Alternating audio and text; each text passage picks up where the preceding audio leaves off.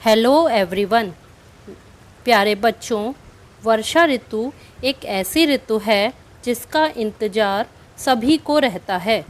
साधारण भाषा में इसे पानी बरसने वाला मौसम भी कहते हैं। इसे मानसून के नाम से भी कई जगह पर जाना जाता है। भारत में वर्षा ऋतु 3 महीने तक रहती है, जुलाई, अगस्त और सितंबर। भारत में मानसून अरब सागर से उठता है और सबसे पहले केरल राज्य में प्रवेश करता है। धीरे धीरे उत्तरी भारत में पहुंचता है। भारत के लिए वर्षा ऋतु का महत्व और भी अधिक बढ़ जाता है क्योंकि भारत एक गर्म जलवायु वाला क्षेत्र है। यहाँ मार्च, अप्रैल, मई, जून के महीने में काफ़ी गर्मी होती है। मनुष्य से लेकर पशु पक्षी और अन्य सभी जीव जंतु गर्म जलवायु की वजह से बेहाल रहते हैं। सभी वर्षा ऋतु की प्रतीक्षा करते हैं और जब वर्षा ऋतु आती है तो सभी को आराम मिलता है। किसानों के लिए वर्षा ऋतु किसी वरदान से कम नहीं है। जिस तरह जीवन में सुख दुख का चक्र निरंतर चलता रहता है, उसी तरह प्रकृति भी मनुष्य को भिन्न रूपों से सुख दुख का एहसास कराती है।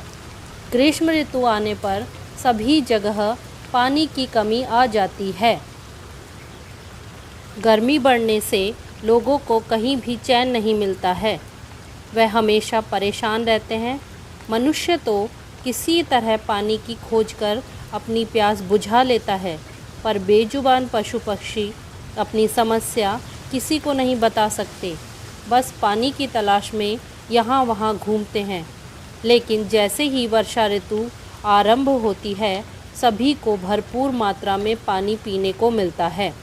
हरी घास मैदानों में उग जाती है, जिसे खाकर पशु पक्षी अपनी भूख मिटाते हैं। वर्षा ऋतु का सौंदर्य देखते ही बनता है। चारों ओर हरियाली छा जाती है जो आँखों को सुकून देती है। हरियाली देखकर पशु पक्षियों के साथ मनुष्य भी प्रसन्न हो जाता है। मोर वनों में पंख फैलाकर नृत्य करते हैं। नदियाँ, तालाब, झीलें पानी से भर जाते हैं। किसान खेती में लग जाते हैं।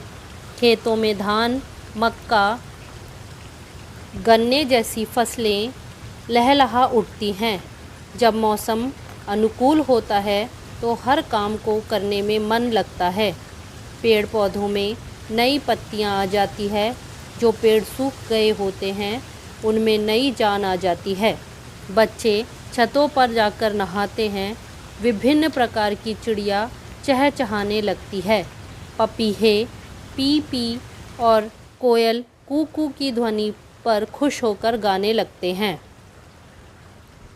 रामचरितमानस में तुलसीदास जी ने वर्षा का वर्णन करते हुए लिखा है, वर्षा काल मेघ नभ छाए, गरजत लागत परम सुहाए, दामिनी दमक रही घन माही, खल की प्रीति यथा घिर नाही।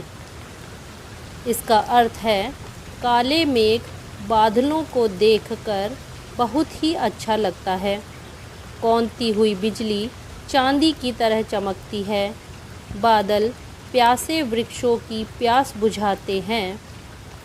यदि वर्षा ऋतु नहीं आती है तो हर तरफ त्राही त्राही मच जाती है।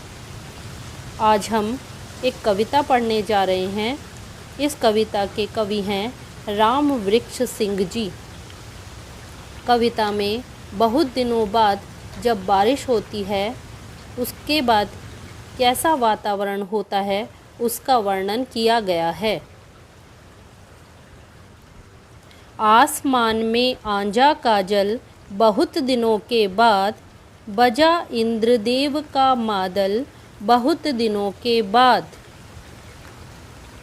प्रस्तुत पंक्तियों का वर्णन करते हुए कवि कहते हैं कि आज आकाश में घने काले बादल छा गए हैं, जिन्हें देखकर ऐसा लगता है कि आसमान ने काजल लगा लिया है। इसके साथ ही बिजली के कड़कने की आवाज़ भी आ रही है। और उस आवाज़ को सुनकर हमें ऐसा लगता है कि इंद्रदेव का मादल यानी बाजा बहुत दिनों के बाद बजा है। छनक उठी बूंदोगी छागल, बहुत दिनों के बाद, गरज गरज कर बरसे बादल, बहुत दिनों के बाद। छनक उठी बूंदों की छागल, यहाँ छागल का अर्थ है पाँव में पहना जाने वाला गहना या पायल। जब बहुत दिनों के बाद बादल छाए हैं आसमान में, उसके बाद थोड़ी ही देर में बारिश की बूंदें गिरने लगी हैं। उन बूंदों की छम छम की आवाज़ सुनकर ऐसा लगता है जैसे कि वर्षा की पायल छनक उठी हो और बहुत दिनों के बाद बादल गरज गरज कर बरस रहे हैं। सौंधी सौंधी माटी महकी, बहुत दिनों के बाद, मेघों ने सब धरा फतह की, बहुत दिनों के बाद। प्रस्तुत पंक्तियों का अर्थ है कि बहुत दिनों के बाद जब वर्षा होती है तो पानी की बूंदें जब मिट्टी पर गिरती हैं तो मिट्टी से बहुत ही सौंधी सौंधी यानी अच्छी सी खुशबू आती है। मेघों ने सब धरा फतह की, बहुत दिनों के बाद जब आसमान में बादल छाए हुए होते हैं और सभी जगह बरस रहे होते हैं तो देखकर या मेघों को देखकर यह लगता है कि इन्होंने पूरे धरती को जीतकर अपना साम्राज्य कायम कर लिया है, अर्थात सब तरफ हरियाली ही हरियाली छा जाती है, जिसे देखकर लगता है कि बादलों ने इस पूरी धरती पर फतह हासिल कर ली है। यहाँ फतह का अर्थ जीत है, अर्थात मेघों के कारण या बादलों के कारण पूरी धरती पर बादलों ने फतह हासिल कर ली है। पीपल पर गोरैया चहकी, बहुत दिनों के बाद, शीतल प्रभु ने आज सुबह की, बहुत दिनों के बाद। जब बहुत दिन के बाद बारिश होती है तो गर्मी से परेशान सभी पशु पक्षी प्रसन्न हो जाते हैं, खुश हो जाते हैं और पीपल पर जो चिड़िया बैठी हुई है वह चहकने लगती है क्योंकि उसे गर्मी से राहत मिल गई है और बारिश होने के कारण जो सुबह होती है वह भी ठंडी हो गई है, यानी कि बारिश के होने के कारण सुबह का मौसम ठंडा हो गया है। पृथ्वी ने भी पिया है पानी, बहुत दिनों के बाद, घास लता तरु दिखते धानी, बहुत दिनों के बाद। इन पंक्तियों का तात्पर्य है कि बहुत दिनों के बाद जब बारिश हुई है, अर्थात इतने दिनों से जो गर्मी का मौसम था उसके कारण धरती सूखी पड़ी थी और बारिश होने के बाद उससे जो पानी बरसा वह ज़मीन के अंदर पहुंचा है और इसी वजह से पेड़ पौधे घास आदि धानी रंग के दिखाई देने लगे हैं, क्योंकि धान का रंग भी हरा ही होता है, इसलिए ये सभी चीज़ें हरी हरी दिखाई देने लगी है, अर्थात चारों तरफ हरियाली छा गई है, जिसे देखकर बहुत ही प्रसन्नता होती है और खुशी मिलती है। हवा हृदय को लगे सुहानी, बहुत दिनों के बाद, मन में भाव जगे रूमानी, बहुत दिनों के बाद। पंक्तियों में कहा गया है कि बहुत दिनों के बाद जब बारिश होती है तो उसके बाद जो शीतल मंद हवा चलती है वह हमारे हृदय यानी मन को बहुत ही सुहानी लगती है। सुहानी का अर्थ मन को अच्छे लगने वाली। मन में भाव जगे रुमानी बहुत दिनों के बाद। यहाँ कहा गया है कि मन में, क्योंकि ठंडी शीतल हवा चल रही है, तो वह मन को रुमानी अर्थात रोमांचित कर जाती है, यानी हमारा मन रोमांच से भर जाता है और हमें वह मौसम बहुत ही प्यारा और अच्छा लगने लगता है। धरती माँ की कोख जुड़ाई बहुत दिनों के बाद, खग मृग से गूंजी अमराई बहुत दिनों के बाद। इन पंक्तियों के द्वारा कवि हमें यह बताना चाहते हैं कि धरती माँ के अंदर जो बीज पहले से ही पड़े हुए थे, या उसमें हवा द्वारा या फिर जानवरों द्वारा लाए गए थे, वह बारिश के होने के कारण अंकुरित हो गए हैं। इन्हीं नन्हे पौधों के बाहर निकलने के कारण ऐसा लगता है कि जैसे धरती माँ पर नए नए पेड़ पौधे उग आए हैं और चारों तरफ हरियाली छा गई है, और ऐसा लगता है कि धरती माँ की कोख से नए नए पेड़ पौधे उत्पन्न हो गए हैं। खग मृग से गूंजी अमराई बहुत दिनों के बाद। यहाँ खग यानी पक्षी और मृग यानी कि पशु, यह अनेकार्थी शब्द है, इसलिए मृग का अर्थ यहाँ पशु से है।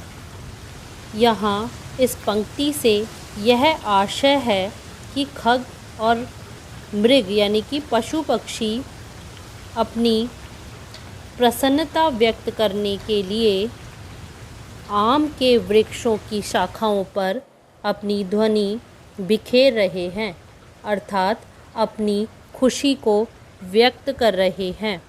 पशु पक्षी जब बारिश होती है तो प्रसन्नता से अपनी ध्वनि को चारों ओर बिखेरते हैं।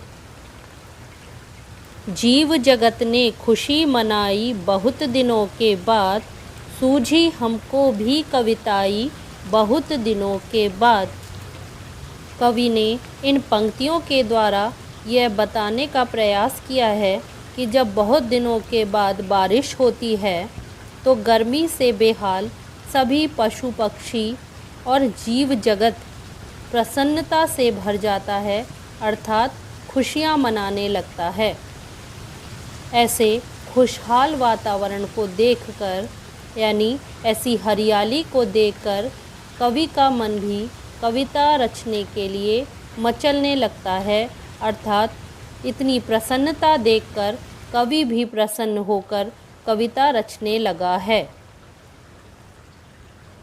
कविता में कुछ ऐसे शब्द आए हैं जिनका अर्थ थोड़ा सा कठिन है। आइए अब इनका ज्ञान प्राप्त करें।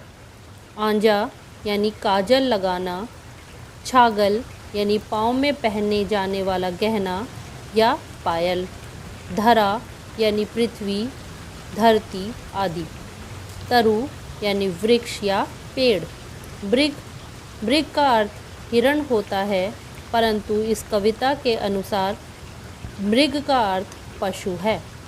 अमराई यानी आम के वृक्ष की शाखाएं, मादल यानी कि बाजा, मेघ यानी बादल, फतह यानी जीत, खग यानी पक्षी, सूझी यानी विचार आया, यानी कि किसी तरह का विचार आना यानी सूझना, सुहानी यानी कि मन को अच्छे लगने वाली, रुमानी यानी रोमांचित, सौंधी सौंधी यानी कि हल्की हल्की। आशा है आपको कविता का अर्थ समझ आ गया है। कविता अच्छी लगने पर लाइक, शेयर और सब्सक्राइब करें। धन्यवाद।